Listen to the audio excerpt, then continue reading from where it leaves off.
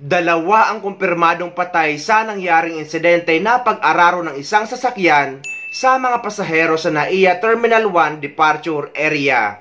Ayon naman sa driver ay nataranta daw siya dahil biglang may tumawid na isa pang sasakyan sa harap niya, kaya imbis na preno daw ang matapakan niya ay gas ang natapakan nito. Suspendido naman ng 70 araw ang lisensya ng driver ng SUV na sangkot sa malagim na insidente sa NAIA Terminal 1 kaninang umaga.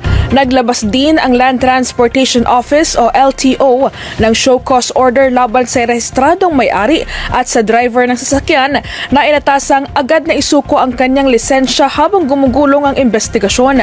Batay sa ulat, bandang alas 8 kaninang umaga, bumangga ang isang itim na Ford Everest sa West Departure Curbside area ng airport na nagresulta ng pagkamatay ng 2 at pagkasugat ng 3 iba pa.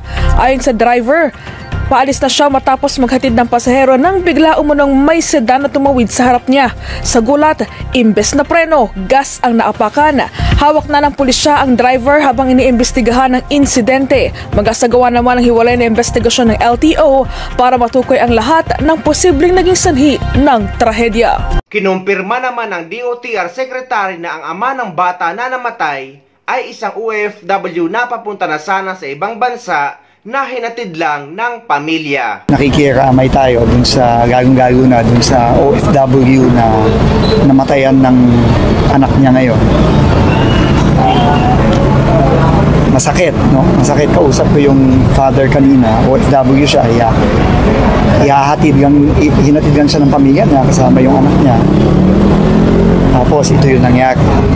Parang yung rason ng driver ay malayo sa CCTV footage na lumabas dahil makikita na wala naman biglang dumaan na sasakyan sa harap niya nung inararo niya ang mga pasahero. Pero ganun pa man ay nalulungkot tayo sa pangyayaring ito, lalo't sunod-sunod na ang ganitong pangyayari.